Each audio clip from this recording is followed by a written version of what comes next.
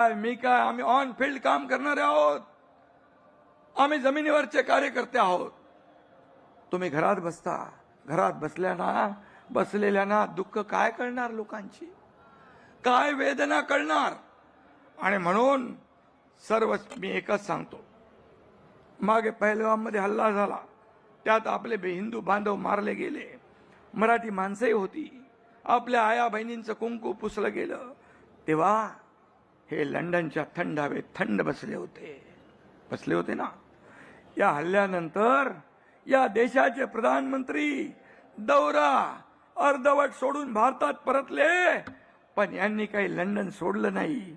अरे काय असा जीव अडकलाय तिकडं त्या लंडन मध्ये, असं काय आहे तिथे, काय आहे, घबाड आहे.